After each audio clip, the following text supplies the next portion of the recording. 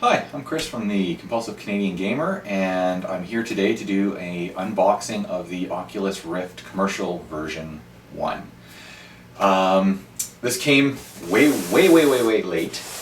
It was originally supposed to be here on, actually right around lunchtime. I was one of those people who ordered about 5 minutes, 6 minutes after pre-orders went live, and sadly it only arrived about a week ago. Still sitting here in the box. I've just had a lot of other things going on at the time, so I haven't had a chance to get around to it. And I wanted to give you guys the opportunity to see an unboxing before I ripped into this thing and hopped into VR. You may have already watched our Vive video. I will be doing another video that's sort of a video review in the next, I don't know, week or so, once I get some time in with the Oculus, getting to see sort of just comparison between the two and which one I might recommend. Alright, but without any further ado, let's crack this open. So the Oculus right now is still very difficult to come by. They actually retail, they're coming into Best Buy stores, retail stores and stuff like that in very small quantities. If you were to pre-order through Oculus's site, you will have to be waiting until, I believe it's sometime in August now.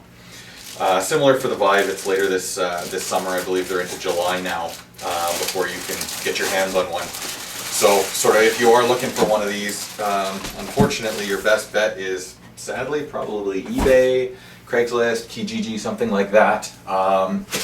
Because trying to buy one definitely from Oculus is kind of hit and miss. Like as I said earlier, they're still trying to fulfill May 29th or May 28th launch date orders.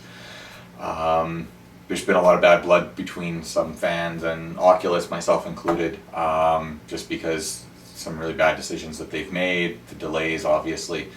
It was 6 weeks, I ended up getting this 6 weeks later than I should have. So they're also partnered with Amazon, Microsoft Store, and Best Buy, and you will see quantities pop up here and there. I don't know what their fulfillment rate is. I have heard positive stories from some people, unfortunately, that pre-ordered day one back in January, and who still hadn't gotten their Oculus and was able to go down to Best Buy and pick one up, which is really kind of sad on Oculus' part for their fulfillment. Essentially, what they did is they're screwing over their fans, so it's kind of lousy business practice, but I guess the 10 or 15,000 of us that ordered day one don't matter nearly as much as Amazon does as a company, as Best Buy does as a company. So you don't want to screw over retail because they're your bread and butter. I'm only buying one, you screw over Best Buy and they don't carry your product and you lose the ability to sell a ton more later on. Alright, so let's get this guy out of the plastic. Construction on the box is really nice. Sort of like a rubberized, almost like a bungee cable that kind of goes through as the handle on top. The box itself actually feels like leather. I don't know if it's probably pleather or leather-like substance. All right, so this just slides off. And let us see. Where do we get in? Oh, looks like we're finished. I think this is it. Actually, I think that's the bottom. Oh, here we go. Alright, flap on the front. So, this just lifts up, and there you go. There is your consumer edition. You've got your remote control here. To be honest, I'm really not too sure what this does yet. I haven't looked too much into the inner workings of the system itself. So I'm not too sure. I think this is mostly for video playback and stuff like that. It does come packaged with an Xbox One controller made for PC. Comes with the wireless dongle and stuff so that you can actually use it wirelessly on your system. Right here you have the camera. This needs to see the headset at all times. You set it up pretty much wherever you want in your room. It doesn't really matter. Most people will be using these things at their desks. If you've watched my other video for my Vive setup, you'll probably have seen my home theater and where I do my virtual reality from. So I've got to try to figure out where this guy's going to go. Might just go on my side table. I know the DK2 was really kind of forgiving. So, you know, I've kind of got a side table off to my immediate right, and I, you know, plunked it down facing me, and it worked perfectly fine. So it doesn't have to be, you know, strictly in front of you. As long as it can sense the headset or see the headset, then you should be fine. Alright, so what else do we have? So under this little flap, this is a really nicely constructed box, I must say. That's one of the things, and I don't want to get into, you know, comparison stuff right now, but from what I can see already, one of the big advantages of the Oculus is it is definitely more consumer product than I don't want to say beta test, but more development kit-ish. The Oculus definitely has sort of that advantage, that it is, you can see this is a consumer product. You could go down to Best Buy, buy something like this and feel satisfied coming home, where the Vive, like I said, I don't want to get into that right now because that's not what this video is about, but there are key differences between the two. Alright, here is the Rift headset. Extremely light, actually a little bit lighter than I was expecting. Side view here. So it's got built-in headphones. You can also use your own headphones if you want to take these guys off. You have the whip cable here that has HDMI and USB. Those connect into your PC or extender if you have.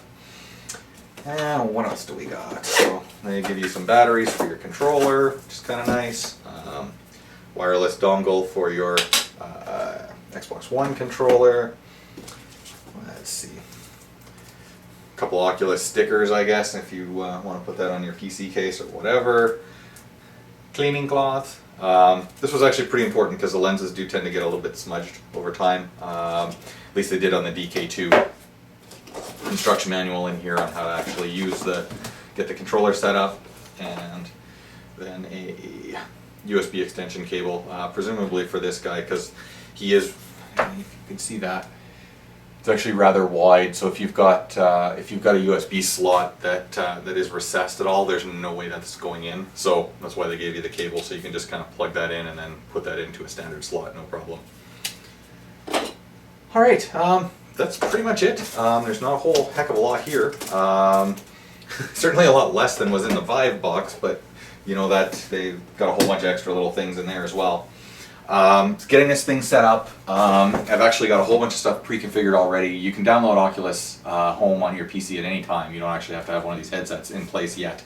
You can just, I honestly don't remember what the website is, but if you Google, you know, Oculus setup, you'll actually get a setup file you can download, get everything set up, make yourself the account.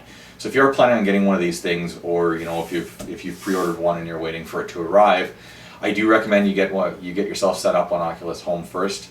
One of the downsides to Oculus Home, unfortunately, is sort of the way that it functions in terms of software. So when you're downloading software, you can't do anything else. So if you go into the Oculus store, pick a title, pay for a title, click install, you just gotta wait. There's nothing, you can't leave that screen, you can't do anything. You can't start a game, you can't fire up your headset, anything. You just gotta wait it out. So unfortunately, you kind of want to preload some stuff. That's why I sort of suggest, you know, if you've got one of these on pre-order and it's coming in the mail, definitely look at getting yourself Oculus Home downloaded now. Currently, I believe they only take credit card for payment. I know that's a bit of a sticky point with fans as well, is the fact that you can't use PayPal, you can't use other forms of payment, you know, debit or anything like that. It's credit card only. So in some territories that might be an issue. You might want to look at picking up a couple prepaid credit cards if you're planning on buying some games. Games average anywhere between $10 and full-on releases for like $60. All the prices are in local currency. That's something that's changed in the last week or so. They used to only be in US prices. Now if you're in Europe, you'll see it in euros and stuff like that, Canadian dollars, which is actually a bonus for us Canadian gamers. The prices are not par, and actually in our favor for once. They give you about 15 cents on the dollar when our dollar is sitting at about 23 right now. So, you know, a game that cost $40 in the States was coming up as like $53 or $55, something like that, which is really a significant savings. It saves about $10, give or take. So that's pretty nice. What else can I tell you? One of the other sort of salty points with fans, when you go to install Oculus, I don't think they've changed this yet, but you're only able to install it on your C drive. So that's something that you really need to take into account. If you've got a small C drive, your primary drive, make sure that you update that, clean out some space. It doesn't need a whole hell of a lot, but when you start downloading games, you know, they're 5-10 gigs, it starts to add up really quick. So if you only have, you know, 200-300 gig drive, that might not be enough to put a whole ton of software on. So you might want to go get yourself, you know, an updated hard drive ahead of this thing arriving. All right, that's pretty much it for our video. I'll be doing our comparison in the next week or so. I know I promised you guys back in January I was going to be doing a follow-up, or not a follow-up, a review on the Gear VR. That'll be coming as well as a sort of a side-by-side review between the Samsung S6, S7. I just updated in December to an S6 for virtual reality purposes to use the Gear, and just recently upgraded to an S7. I'll go into all those details later this month. You can tune in then, and hopefully we'll see you again. Thanks for joining us.